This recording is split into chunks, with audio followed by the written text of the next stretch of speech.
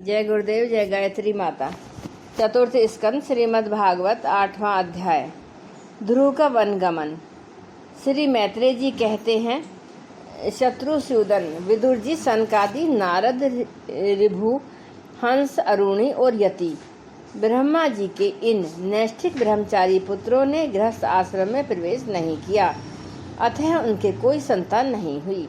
अधर्म भी ब्रह्मा जी का ही पुत्र था। उसकी पत्नी का नाम रक्षा था। उसके दंभ नामक पुत्र और माया नाम की कन्या हुई। उन दोनों को निवृत्ति ले गया, क्योंकि उसके कोई संतान न थी। दंभ और माया से लोभ और निकृति का जन्म हुआ। उनसे क्रोध और हिंसा तथा उनसे कलह उसकी बहन द्रुति उत्पन्न हुए। द्रुति का मतलब है गाली। साधु शिरोमणि फिर द्रुपति से कली ने भय और मृत्यु को उत्पन्न किया।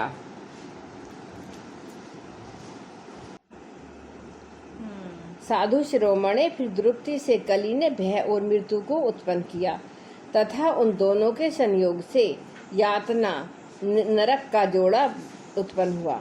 निष्पाप विदुर जी, इस प्रकार मैंने संक्षेप में तुम्हें प्रलय का कारण रूप यह अधर्म का वंश सुनाया। यह अधर्म का त्याग कराकर पुण्य संपादन हेतु बनता है। अतः इसका वर्णन 3 बार सुनकर मनुष्य अपने मन की मलिनता दूर कर देता है। कुरुनंदन, अब मैं श्री हरि के अंश ब्रह्मा जी के अंश से उत्पन्न हुए पवित्र कीर्ति महाराज स्वयंभु मनु के पुत्रों के वंश का वर्णन करता हूँ। महारानी शत्रुपा और उसके पति स्वयंभु मनु से प्रियव्रत और उत्तानपाद, ये 2 पुत्र थे। भगवान वासुदेव की कला से उत्पन्न होने के कारण ये दोनों संसार की रक्षा में तत्पर रहते थे। उत्तानपाद के सुनीति और सुरुचि नाम की 2 पत्नियां थीं। उनमें सुरुचि राजा को अधिक प्रिय थी। सुनीति, जिसका पुत्र ध्रुव था, उन्हें वैसी प्रिय नहीं थी। एक दिन राजा उत्तानपाद सुरुचि के पुत्र उत्तम को गोद में बैठाकर प्यार कर रहे थे। उसी समय ध्रुव ने भी गोद में बैठना चाहा, परंतु राजा ने उसका स्वागत नहीं किया।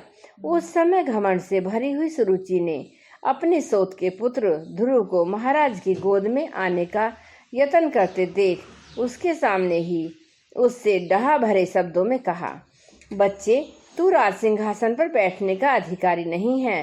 तू भी राजा का ही बेटा है। इससे क्या हुआ? तुझको मैंने तो अपनी कोख में नहीं धारण किया ना। तू अभी नादान है। तुझे पता नहीं कि तूने किसी दूसरी स्त्री के गर्भ से जन्म लिया है, तभी तो ऐसे दुर्लभ विषय की इच्छा कर रहा है। यदि तुझे राज सिंहासन की इच्छा है तो तपस्या करके परम पुरुष श्री नारायण की आराधना कर उनकी कृपा से मेरे गर्भ में आकर जन्म ले। श्री मैत्रेय जी कहते हैं, विदुर जी, जिस प्रकार डंडे की चोट खाकर सांप फुफकार कर मारने लगता है, उसी प्रकार अपनी सौतेली माँ के कठोर वचनों से घायल होकर ध्रुव क्रोध के मारे लंबी लंबी सांसें लेने लगा। उसके पिता चुपचाप सब देखते रहे, मुंह से एक शब्द भी नहीं बोले। तब पिता को छोड़कर ध्रुव रोता हुआ अपनी माता के पास आया। उसके दोनों होठ फड़क रहे थे और वह सिसक सिसक कर रो रहा था। सुनीति ने बेटे को गोद में उठा लिया और जब महल के दूसरे लोगों से अपने शोक सुरुचि की कही हुई बातें सुनी, तब उसे भी बड़ा दुख हुआ। उसका धीरज टूट गया। वह दावानल से जली हुई बैल के समान शोक से संतप्त होकर मुरझा गई और विलाप करने लगी। शोक की बातें याद आने से उसके कमल सरीखे नेत्रों में आंसू भर गए। उस बेचारी को अपने दुख पारावार का नहीं अंत दिख रहा था। उसने गहरी सांसें लेकर ध्रुव से कहा, बेटा, तू दूसरों के लिए किसी प्रकार के अमंगल की कामना मत कर। जो मनुष्य दूसरों को दुख देता है, उसे स्वयं ही उसका फल भोगना पड़ता है। सुरुचि ने जो कुछ कहा है ठीक ही है, क्योंकि महाराज को मुझे पत्नी तो क्या दासी स्वीकार करने में भी लज्जा आती है। तूने मुझे मंदभागिनी के गर्भ से ही जन्म लिया है और मेरे ही दूध से तू पला है। बेटा सुरुचि, तेरी सौतेली माँ होने पर भी बात बिल्कुल ठीक कही है। अतः यदि राजकुमार उत्तम के समान राज सिंहासन पर बैठना चाहता है तो द्वेष भाव छोड़कर उसी का पालन कर। अब बस श्री अधा क्षेत्र भगवान के चरण कमलों की आराधना में लग जा। संसार का पालन करने के लिए सत्वगुण को अंगीकार करने वाले उन श्री हरि की चरणों की आराधना करने से ही तेरे परदादा ब्रह्मा जी को वह सर्वश्रेष्ठ पद प्राप्त हुआ है जो मन और प्राणों को जीतने वाले मुनियों के द्वारा भी वंदनीय है। इसी प्रकार तेरे दादा स्वयंभू मनु ने भी बड़ी बड़ी दक्षिणा वाले यज्ञों के द्वारा अनन्य भाव से उन्हीं भगवान की आराधना की थी। तभी उन्हें दूसरों के लिए अति दुर्लभ लौकिक अलौकिक तथा मोक्ष सुख की प्राप्ति हुई। बेटा तू भी उन भक्त वत्सल श्री भगवान का ही आश्रय ले। जन्म मृत्यु के चक्कर से छूटने की इच्छा करने वाले मुमुक्ष लोग निरंतर उन्हीं के चरण कमलों के मार्ग की खोज किया करते हैं। तू सब धर्म पालन से पवित्र हुए अपने चित्त में श्री पुरुषोत्तम भगवान को बैठा ले और अन्य सबका चिंतन छोड़कर केवल उन्हीं का भजन कर। बेटा उनका कमल दल लोचन श्री हरि को छोड़कर मुझे तो तेरे दुख को दूर करने वाला और कोई दिखाई नहीं देता। देख, जिन्हें प्रसन्न करने के लिए ब्रह्मा आदि अन्य सब देवता ढूंढते रहते हैं, वे लक्ष्मी जी भी दीपक की भांति हाथ में कमल लिए निरंतर उन्हीं श्री हरि की खोज किया करती हैं। श्री मैत्रेय जी कहते हैं कि माता सुनीति ने जो वचन कहे वे अभिष्ट वस्तु की प्राप्ति का मार्ग दिखाने वाले थे। अतः उन्हें सुनकर ध्रुव ने बुद्धि द्वारा अपने चित्त का समाधान किया। इसके बाद वे पिता के नगर से निकल पड़े। यह सब समाचार सुनकर और ध्रुव का क्या करना चाहता है, इस बात को जानकर नारद जी वहां आए। उन्होंने ध्रुव के मस्तक पर अपनी पापनाशक कर कमल फेरते हुए मन ही मन विस्मित होकर कहा, अहो क्षत्रियों का कैसा अद्भुत तेज है, वे थोड़ा सा भी मान भंग नहीं सह सकते। देखो, अभी तो यह नन्हा सा बच्चा है, तो भी इसके हृदय में सौतेली माता के कटु वचन घर कर गए। तत्पश्चात नारद जी ने ध्रुव से कहा, बेटा अभी तो तू बच्चा है, खेल कूद में ही मस्त रहता है। हम नहीं समझते कि इस उम्र में किसी बात से तेरा सम्मान या अपमान हो सकता है। यदि तुझे मान अपमान का विचार ही हो तो बेटा असल में मनुष्य के असंतोष का कारण मोह के सिवा और कुछ नहीं है। संसार में मनुष्य अपने कर्म अनुसार ही मान अपमान या सुख दुख आदि को प्राप्त होता है। तात भगवान की गति बड़ी विचित्र है, इसलिए उस पर विचार करके बुद्धिमान पुरुष को चाहिए कि देववश उसे जैसी भी परिस्थिति का सामना करे उसमें संतुष्ट रहे। अब माता के उपदेश से तू योग साधना द्वारा जिन भगवान की कृपा प्राप्त करने चला है, मेरे विचार से साधारण पुरुषों के लिए उन्हें प्रसन्न करना बहुत ही कठिन है। योगी लोग अनेकों जन्मों तक अनासक्त रहकर समाधि योग के द्वारा बड़ी बड़ी कठोर साधनाएं करते रहते हैं, परंतु भगवान के मार्ग का पता नहीं पाते। इसलिए तू यह व्यर्थ काहट छोड़ दे और घर लौट जा। बड़ा होने पर जब परमार्थ साधन का समय आए तब उसके लिए प्रयत्न कर लेना। विधाता के विधान के अनुसार सुख दुख जो कुछ भी प्राप्त हो उसी में चित्त को संतुष्ट रखना चाहिए। विधाता के विधान के अनुसार सुख दुख जो भी कुछ प्राप्ति हो उसी में चित्त को संतुष्ट रखना चाहिए। योग करने वाला पुरुष मोह माया संसार से पार हो जाता है। मनुष्य को चाहिए कि अपने से अधिक गुणवान को देखकर प्रसन्न हो और जो कम गुणवान हो उस पर दया करे, और जो समय आने पर गुणवाला हो उससे मित्रता का भाव रखे। यूँ करने से उसके दुख कभी नहीं दबा सकते। ध्रुव ने कहा, भगवान सुख दुख से जिनका चित्त चंचल हो जाता है उन लोगों के लिए आपने कृपा करके शांति का यह बहुत अच्छा उपाय बताया, परंतु मुझ जैसे अज्ञानियों की दृष्टि यहाँ तक नहीं पहुँच पाती। इसके सिवा मुझे घोर क्षत्रिय यह स्वभाव प्राप्त हुआ है, अतः मुझ में विनय का प्राय अभाव है। सुरुचि ने अपने कटु वचन रूपी बाणों से मेरे हृदय को विदीर्ण कर डाला है, इसलिए उसमें आपका यह उपदेश नहीं ठहर पाता। ब्रह्मन, मैं उस पद पर अधिकार करना चाहता हूँ जो त्रिलोकी में सबसे श्रेष्ठ है, जिस पर मेरे बाप दादे और दूसरे कोई भी आरूढ़ नहीं हो सके हैं। जिस आप मुझे उसी की प्राप्ति का कोई अच्छा सा मार्ग बताइए। आप भगवान ब्रह्मा जी के पुत्र हैं और संसार के कल्याण के लिए ही वीणा बजाते हैं। सूर्य की भांति त्रिलोकी में विचरा करते हैं। श्री मैत्रेय जी कहते हैं, ध्रुव की बात सुनकर भगवान नारद जी बड़े प्रसन्न हुए, उस पर कृपा करके इस प्रकार सदुपदेश देने लगे। श्री नारद जी ने कहा, बेटा, तेरी माता सुनीति ने तुझे जो बताया है वह तेरे लिए परम कल्याण का मार्ग है। भगवान वासुदेव ही वह उपाय हैं, इसलिए तू चित्त लगाकर उन्हीं का भजन कर। जिस पुरुष को अपने लिए धर्म, अर्थ, काम और मोक्ष रूप पुरुषार्थ की अभिलाषा हो, उसके लिए उनकी प्राप्ति का उपाय एकमात्र श्री हरि के चरणों का सेवन है। बेटा, तुम्हें कल्याण होगा। अब तू श्री यमुना जी के तटवर्ती परम पवित्र मधुवन को जा। वहाँ श्री हरि का नित्य निवास स्थान है। वहाँ श्री कालिंदी के निर्मल जल में तीनों समय स्नान करके नित्य कर्म से निर्मत हो यथा विधि आसन बिछाकर स्थिर भाव से बैठना। फिर रेचक, पूरक और कुंभक तीनों प्रकार से प्राणायाम में धीरे धीरे प्राण, मन और इंद्रिय के दोषों को दूर धैर्य युक्त मन से परम गुरु श्री भगवान का इस प्रकार ध्यान करना। भगवान के नेत्र और मुख निरंतर प्रसन्न रहते हैं। उन्हें देखने से ऐसा मालूम होता है कि वे प्रसन्नतापूर्वक भक्त को वर देने के लिए उद्धत हैं। उनकी नासिका, भौहें और कपोल बड़े ही सुहावने हैं। वे सभी देवताओं में परम सुंदर हैं। उनकी तरुण अवस्था है। सभी अंग बड़े सुडोल हैं। लाल लाल होठ, रत्नारे नेत्र और वे परिणत जनों को आश्रय देने वाले अपार सुखदायक, शरणागत वत्सल और दया के समुद्र हैं। उनके वक्ष स्थल में श्री वत्स का चिन्ह है।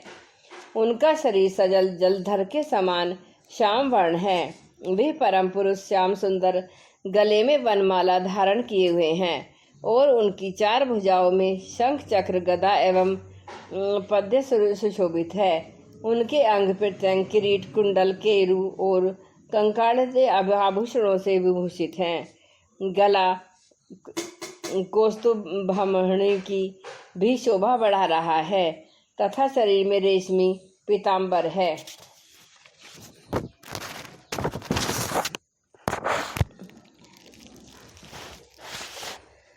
उनके कटी प्रदेश में कांचन की करधनी और चरणों में स्वर्ण में नुपुर सुशोभित हैं। भगवान का स्वरूप बड़ा ही दर्शनीय, शांत तथा मन और नैनों का आनंदित करने वाला है।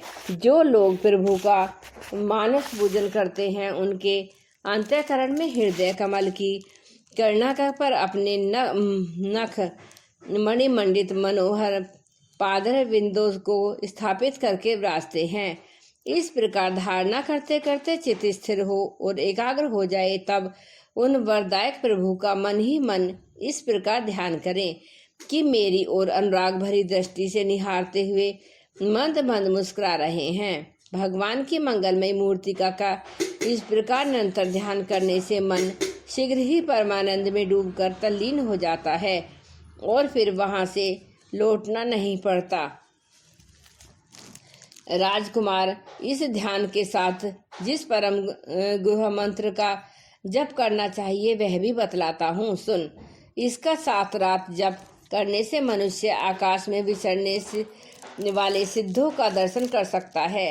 वह मंत्र है, ओम नमो भगवते वासुदेवाय।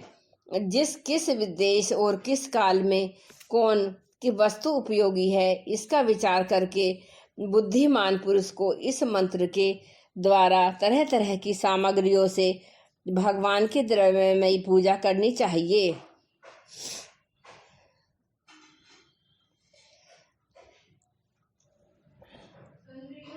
हाँ, प्रभु का पूजन विशुद्ध जल, पुष्पमाला, जंगली मूल, फल आदि पूजा में विहित दुर्वादि अंकुर,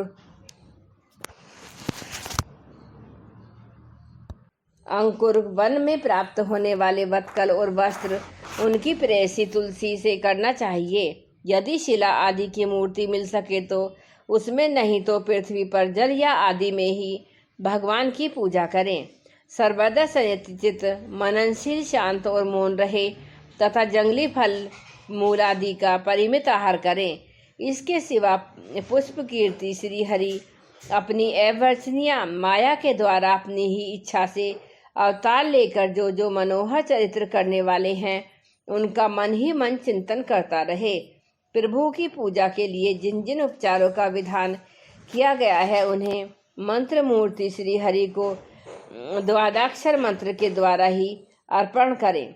इस प्रकार जब हृदय स्थित हरि का मन, वाणी और शरीर से भक्ति पूर्वक पूजन किया जाता है, तब वे निश्चल भाव से भली भांति भजन करने वाले ने भक्तों के भाव को बढ़ा देते हैं और उनकी इच्छा के अनुसार धर्म, अर्थ, काम अथवा मोक्ष रूप कल्याण प्रदान करते हैं। यदि उपासक को इंद्रिय संबंधी भोगों से वैराग्य हो गया है तो वह मोक्ष प्राप्ति के लिए अत्यंत भक्ति पूर्वक अवंचनीय भाव से भगवान का भजन करे। श्री नारद जी ने इस प्रकार उपदेश पाकर राजकुमार ध्रुव ने परिक्रमा करके उन्हें प्रणाम किया। तदंतर उन्होंने भगवान के चरण चिन्हों से अंकित परम पवित्र मधुवन की यात्रा की। ध्रुव के तपोवन की ओर चले जाने पर नारद जी महाराज उत्तानपाद के महल में पहुंचे। राजा ने उनकी यथा योग्य उपचार से पूजा की। जब उन्होंने आराम से आसन पर बैठकर राजा से पूछा, श्री नारद जी ने कहा, राजन, तुम्हारा तुम्हारा मुख सूखा हुआ है। तुम बड़े देर से किस विचार में पड़े हो? तुम्हारे धर्म, अर्थ, कामों से किसी में कोई कमी तो नहीं आ गई? राजा ने कहा, ब्राह्मण, मैं बड़ा ही स्त्रीण और निर्दय हूँ। हाय, मैंने अपने 5 वर्ष के नन्हे से बच्चे को उसकी माता के साथ घर से निकाल दिया। मुनिवर, वह बड़ा ही बुद्धिमान था। उसका कमल सा मुख भूख से कुम्हला गया होगा। वह थक कर कहीं रास्ते में पड़ गया होगा। ब्राह्मण, उस असहाय बच्चे को वन में कहीं भेड़िए ने न खा जाए। ओहो, मैं कैसा स्त्री का गुलाम हूँ, मेरी कुटिलता तो देखिए। वह बालक प्रेमवश मेरी गोद में चढ़ना चाहता था, किंतु मुझ दुष्ट ने उसका तनिक भी आदर नहीं किया। श्री नारद जी ने कहा, राजन, तुम अपने बालक की चिंता मत करो। उसके रक्षक भगवान हैं। तुम्हें उसके प्रभाव का पता नहीं है। उसका यश सारे जगत में फैल रहा है। वह बालक बड़ा समर्थ है। जिस काम को बड़े बड़े लोकपाल भी नहीं कर सकते, उसे पूरा करके वह शीघ्र ही तुम्हारे पास लौट आएगा। उसके कारण तुम्हारा यश भी बहुत बढ़ेगा। श्री मैत्रेय जी कहते हैं, देव ऋषि नारद की बात सुनकर महाराज उत्तानपाद राजपाट की ओर से उदासीन होकर निरंतर पुत्र की ही चिंता में रहने लगे। इधर ध्रुव जी ने मधुवन में पहुंचकर यमुना जी में स्नान किया और उस रात पवित्रता पूर्वक उपवास करके श्री नारद जी के उपदेश अनुसार एकाग्रचित्त से परम पुरुष श्री नारायण की उपासना आरंभ कर दी। उन्होंने 3 रात्रि के अंतर से शरीर निर्वाह के लिए केवल कैथ और बेर के फल खाकर श्री हरि की उपासना करते हुए 1 मास व्यतीत किया। दूसरे महीने में उन्होंने 6 दिन के पीछे सूखे घास और पत्ते खाकर भगवान का भजन किया। तीसरा महीना 9 दिन केवल जल पीकर समाधि योग के द्वारा श्री हरि की आराधना करते हुए बिताया। चौथे महीने में उन्होंने श्वास को जीतकर 12 दिन के बाद केवल वायु पीकर ध्यान योग द्वारा भगवान की आराधना की। 5वां मास लगने पर ध्रुव राजकुमार ध्रुव श्वास को जीतकर पर ब्रह्म का चिंतन करते हुए एक पैर से खंबे के समान निश्चल भाव से खड़े हो गए। उस समय उन्होंने शब्द आदि विषय और इंद्रियों के नियामक अपने मन को सब ओर से खींच लिया और हृदय स्थित हरि के स्वरूप का चिंतन करते हुए चित्त को किसी दूसरे की ओर न जाने दिया। जिस प्रकार उन्होंने महदादि संपूर्ण तत्वों के आधार पर प्रकृति तथा पुरुष के भी अधीश्वर पर ब्रह्म की धारणा की, उस समय उनके तेज को न सह सकने के कारण तीनों लोग कांप उठे। जब राजकुमार ध्रुव एक पैर से खड़े हुए थे तब उनके अंगूठे से दबकर आधी पृथ्वी इस प्रकार झुक गई जैसे किसी गजराज के चढ़ जाने पर नाव पद पद पर दाईं बाईं ओर डगमगाने लगती है। ध्रुव जी अपने इंद्रिय द्वार तथा प्राणों को रोककर अन्य बुद्धि से विश्वात्मा श्री हरि का ध्यान करने लगे। इस प्रकार उनकी समष्टि प्राण से अभिन्नता हो जाने के कारण सभी जीवों का श्वास रुक गया। इससे समस्त लोक पर लोकपालों को बड़ी पीड़ा हुई और वे सब घबराकर श्री हरि की शरण में गए। देवताओं ने कहा, भगवान, समस्त स्थावर जंगम जीवों के शरीरों का प्राण एक साथ ही रुक गया है। ऐसे तो हमने पहले कभी अनुभव नहीं किया। आप शरणागत की रक्षा करने वाले हैं। अपनी शरण में आए हुए हम लोगों को इस प्रकार दुख से छुड़ाइए।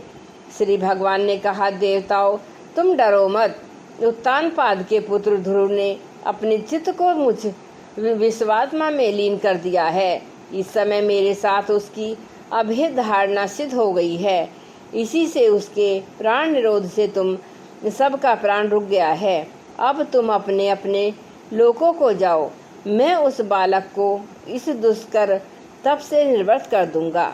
जय गुरुदेव, जय गायत्री।